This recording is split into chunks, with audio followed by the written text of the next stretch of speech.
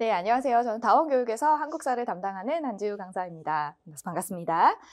이제 겨울방학 한국사에 대한 과목을 좀 설명을 해드리려고 하는데요. 이제 중학교에서 고등학교로 올라오면서 우리 한국사 과목이 어떻게 바뀌는지에 대한 자세한 설명, 그리고 이제 겨울방학 시간표를 짜시면서 우리 아이가 할 게 정말 많은데 과연 한국사도 들어야 할까? 그 이유에 대해서 제가 또 간략한 설명과 저희 수업의 장점 등을 이제 압축해서 담았습니다. 그래서 한번 들어보시면 좋을 것 같아요. 저는 지금 다원에서 수업하고 있고요. 이제 여러 학원에서 아이들과 만나고 있습니다.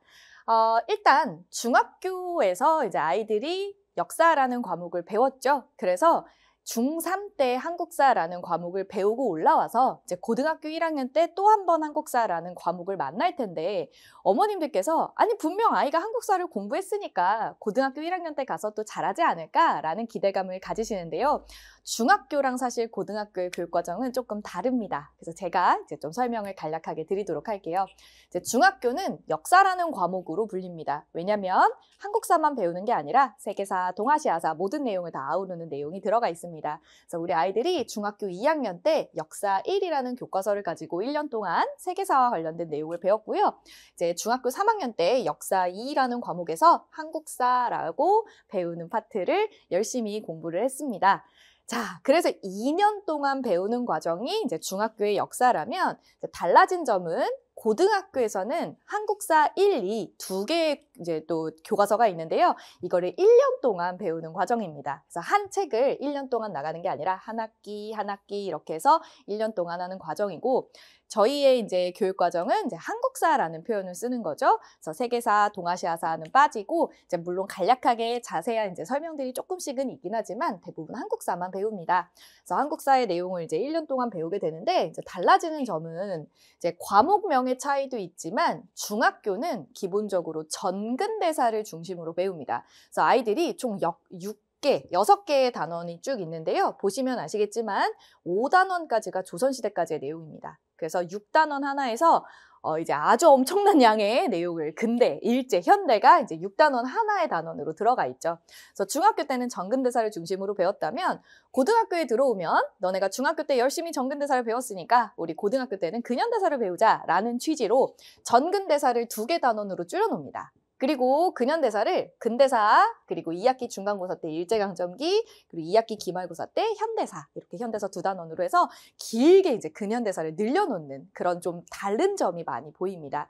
그래서 사실 중학교 때 내가 한국사를 굉장히 잘했다라고 하더라도 사실 그게 조선시대까지의 내용이었을 이제 확률이 높고요. 그 다음에 또 아이들이 이제 고등학교에 올라와서 2가지 때문에 당황하게 되는데 첫 번째 당황하는 점은 전근대사가 너무 압축적이다 보니까 교과서의 서술이 너무 좀 불친절하다는 걸 느낄 수가 있어요. 중학교 때는 이게 5개 단원으로 나눠져 있으니까 설명을 되게 자세하고 나름 이제 중학교 교육과정이다 보니까 또 친절하게 좀 설명을 쉽게 써놨습니다. 근데 고등학교 와서는 이게 내용은 많은데 이거를 다 이제 몇 단원 안 되는 내용에 다 쓰다 보니까 왕의 업적들을 그냥 막 나열해 놓는다든지 너네 이미 배운 내용이잖아 라는 식의 교과서에 이제 서술이 많습니다. 그래서 중학교 때 잘했다면 그래도 이제 1학기 중간고사 때 나름 선방할 수 있는데 중학교 때 나는 역사를 좀 못했다라고 하면 고등학교 올라오자마자 너무나도 힘든 거죠. 여기가 너무 불친절한 서술 때문에. 그래서 이 경우에 이제 첫 번째 힘듦이 있을 수 있고 또 하나의 어려움은 이제 근현대사 부분을 처음 배우는 거나 마찬가지입니다. 왜냐하면 아이들이 중학교 때는 6단원에 배치가 돼 있는데 그게 2학기 기말고사입니다. 3학년에. 그러면 그때는 거의 이제 공부하는 시기가 아니다 보니까 아이들이 이제 대충 배웠거든요. 그래서 근현대사를 거의 제대로 접해본 적도 없고 교과서 서술을 어머님께서 이제 교과서를 한번 펼쳐보시면 아시겠지만 뭐 흥선대원군에 대한 서술 뭐 2줄, 뭐 개항기 3줄, 뭐 개화와 관련된 거 뭐 5줄, 뭐 아니면 길어봤자 1페이지 정도밖에 안 되다 보니까 굉장히 이제 좀 너무 얕게 배웠던 거죠. 근데 고등학교 들어와서는 엄청나게 자세하게 배우다 보니까 아이들이 조금 어렵다라고 느끼게 됩니다. 그래서 고등학교와 중학교의 이제 교육 과정이 다르다 보니까 아이들이 좀 고등학교를 준비하기 전에 한 바퀴를 돌리고 가면 많이 도움이 된다라는 점, 그 중학교와 많이 다르다라는 점을 어머님들께서 좀 알아두셨으면 좋겠어요. 그래서 지금 고대부터 조선까지가 고등학교 와서는 이렇게 압축적으로 진행이 될 거고 이제 내신에서 제가 시험지를 하나 갖고 왔는데요. 여기 있는 이제 시험지는 중학교, 대치권에 있는 중학교의 시험지고, 여기 있는 건 이제 고등학교의 시험지가 됩니다. 제가 여러 시험지에서 갖고 온 게 아니라 하나의 시험지에서 3문제씩을 뽑아봤는데요. 보시면 같은 6.25 전쟁과 관련된 문제입니다. 근데 중학교는 사실 이렇게 되게 간단하게 좀 언급이 되죠. 근데 고등학교는 똑같은 6.25 전쟁이어도 엄청나게 이제 좀 그냥 봐도 어우, 좀 다르다라는 게 느껴지시죠?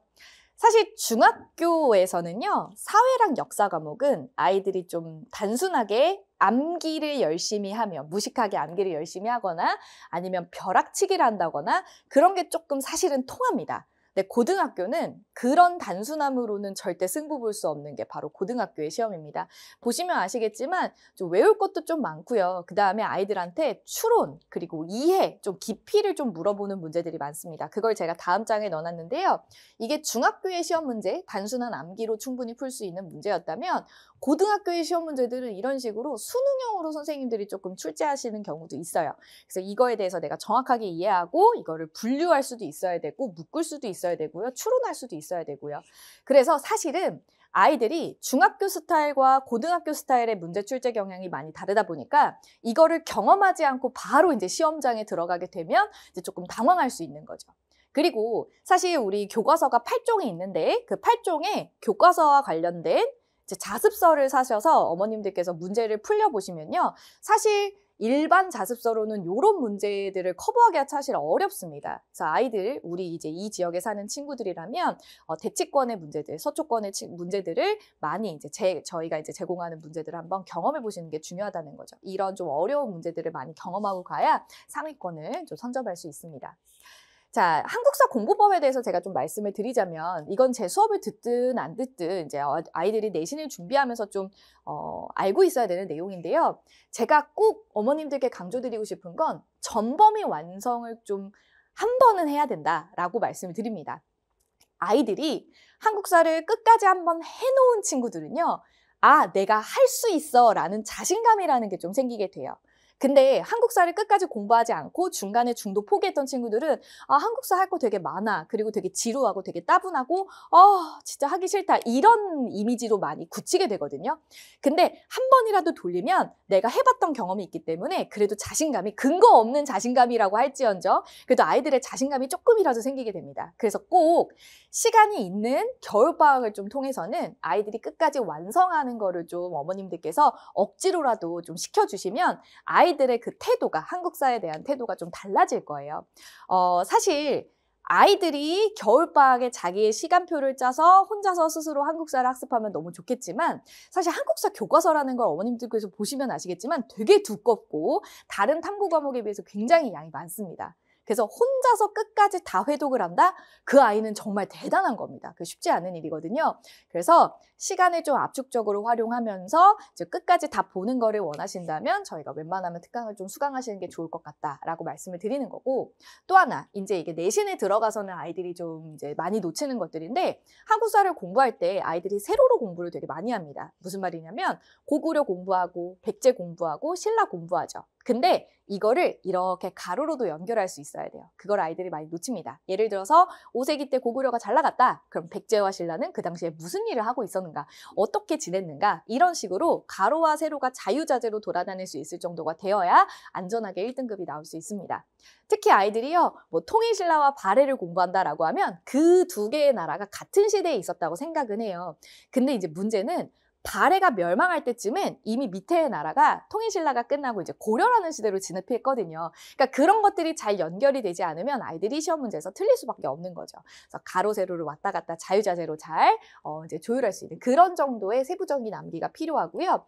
또 하나 이제 내신에 들어가면 무조건입니다. 교과서를 기반으로 열심히 공부해야 됩니다. 물론 학교에서 프린트가 나온다면 학교 프린트를 중심으로 해야 되겠지만 교과서로 수업을 하는 학교라면 100% 교과서를 최소한 5회독은 하셔야 됩니다. 그래서 가장 좋은 방법이 교과서의 빈칸을 막 뚫을 수 있는 모든 것에 도표와 모든 사료와 내용에 대해서 다 빈칸을 뚫고 그거를 여러 번 채우는 게 되게 중요합니다.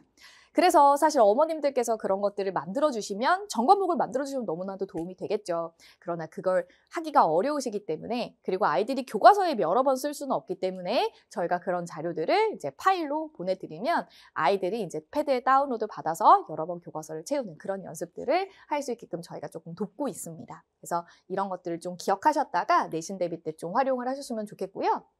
이제 저의 수업에 대해서 간단하게 말씀을 드리면 사실 이제 저는 다원에서 이제 제가 담당하는 정규학교 몇 개를 빼고는 대부분 이제 특강으로 아이들을 많이 만났습니다. 올 한 해도 이제 특강으로 정말 많은 친구들이 왔는데 광역 자사고부터 시작해서 대치권, 서초권 정말 많은 친구들이 제 자료와 이제 강의와 이제 두 가지를 가지고 이제 아이들이 찾아오게 된 거죠. 일단 아이들은 제 판서를 되게 좋아합니다. 그래서 판서를 딱 보면 일단 자기 다 따라 적어요. 저와 이제 펜 색깔 바꿔가면서 열심히 따라 적는데 남자애고 여자애들고 상관없이 엄청 열심히 적습니다. 그리고 자기만의 노트를 만드는 거죠. 그래서 그거를 내신 대비하는 동안 계속 반복해서 볼 수 있도록 저와 함께 노트를 만드는 게 가장 중요하고요. 이 판서를 아이들이 다 쓰고 나서도 꼭 한번 찍어요. 찍고 나서 그걸 간직하고 되게 뿌듯해합니다. 그래서 이제 그거를 보면서 놓친 게 있는지 집에 가서 확인하는 작업을 하는 것 같아요. 그래서 판서 제가 되게 깔끔하게 한 판으로 그 개념을 다 정리할 수 있게끔 한 장 보면 그 개념이 끝나게끔 제가 이렇게 다 정리를 해서 아이들과 함께 이제 수업을 하고 있고요. 지금 내용이 잘 보이시는지 모르겠지만 이렇게 깔끔하게 필기를 한다라는 걸 보여드리고 싶어서 제가 여러 자료들을 넣어놨습니다. 그래서 저희가 필기한 내용들을 이렇게 저희가 직접 제공하기도 하지만 아이들이 스스로 그걸 만들었을 때 그 뿌듯함과 자기 손으로 썼을 때 알아보는 것들이 따로 있거든요. 그래서 그런 것들을 만들어가는 과정들.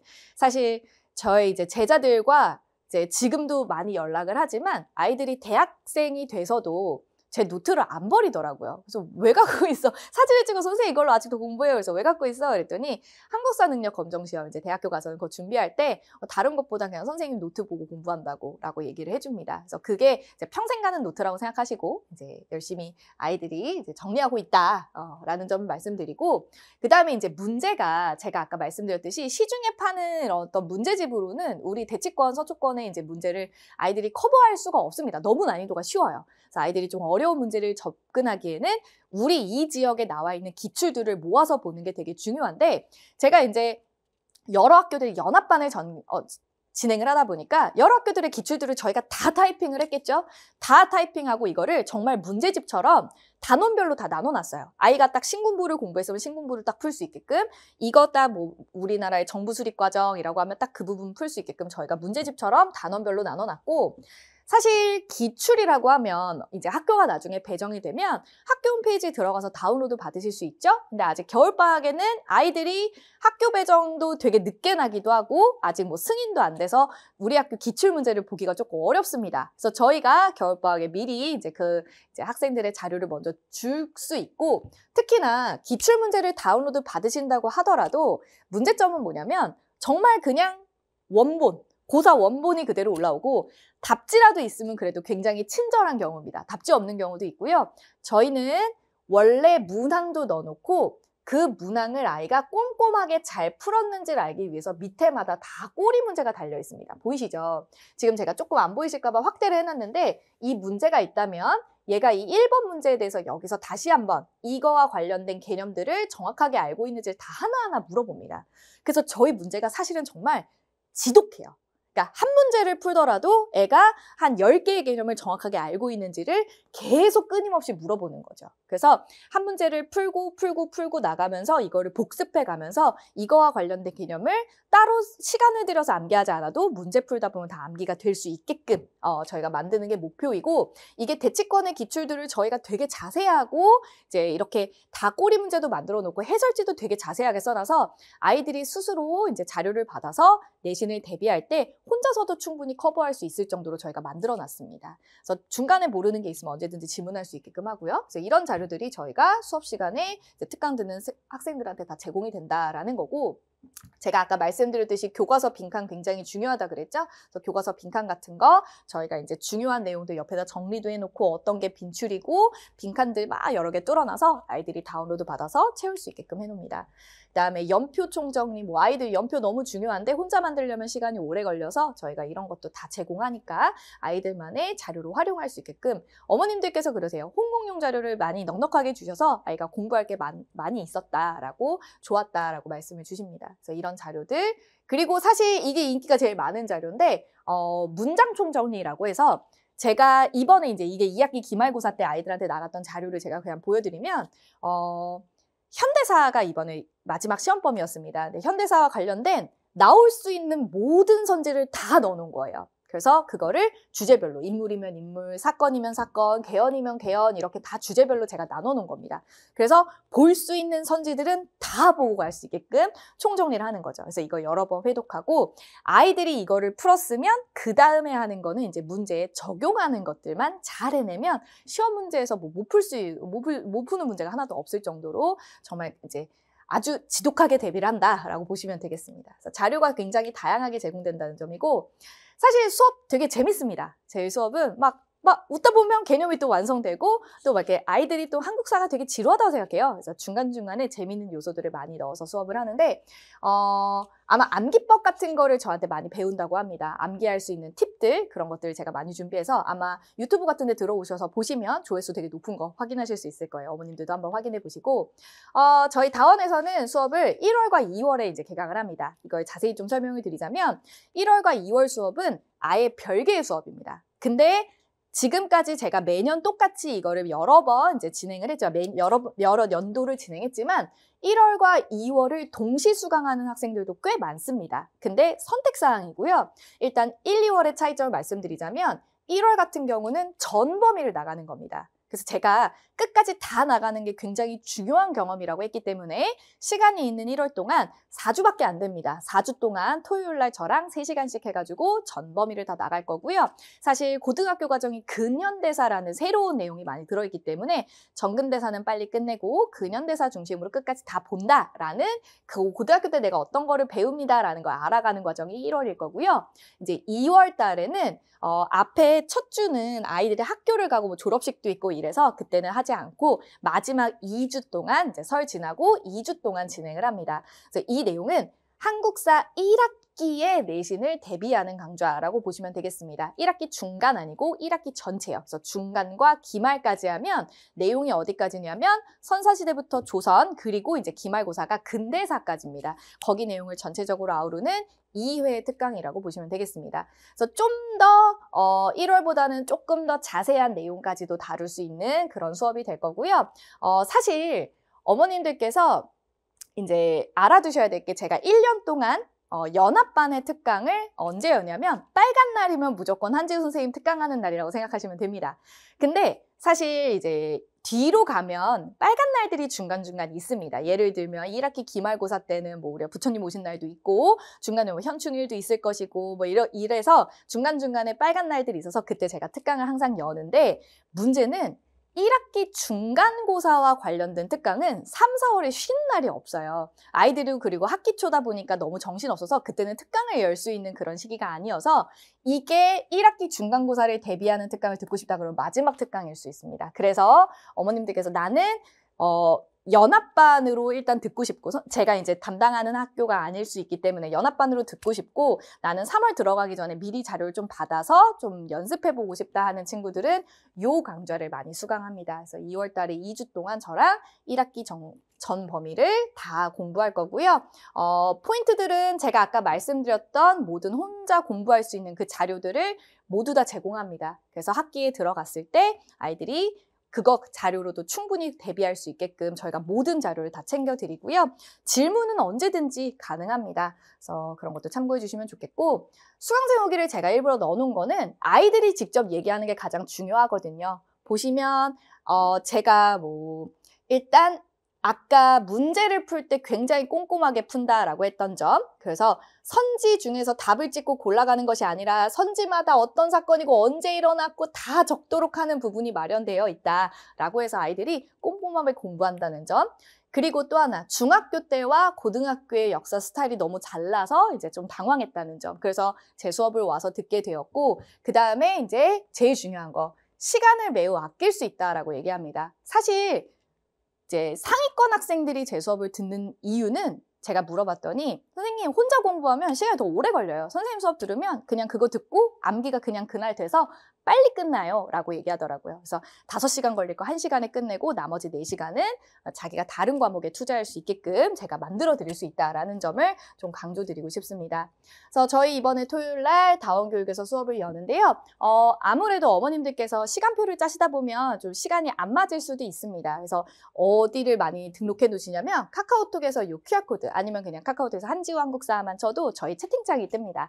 그 안에 저희가 소식으로 시간표를 다 넣어놔요. 그래서 어머님들께서 보시고 뭐 대치에서 듣던 친구가 서초에서 와서 듣기도 하고 서초에서 대치로 오기도 하고 대치에서 이제 다른 학원으로 와서 수업을 듣기도 하는데 요거 추가해 놓으시면 다원교육에 대한 시간표도 있고 다른 학원의 시간표도 있으니까 어머님들께서 시간표를 보시고 그거에 맞는 시간표를 수강하시면 되고요. 질문사항이라든지 아니면 우리 아이가 갈 학교가 있는데 이 학교를 담당하는지 안 하는지 아니면 어떤 반을 수강하는 게 좋은지 모든 거에 대해서 자세하게 상담해 드릴 수 있습니다. 언제든지 오픈되어 있으니까 제가 직접 상담해 드릴 테니까 걱정 마시고 이제 자유롭게 연락을 주셨으면 좋겠습니다.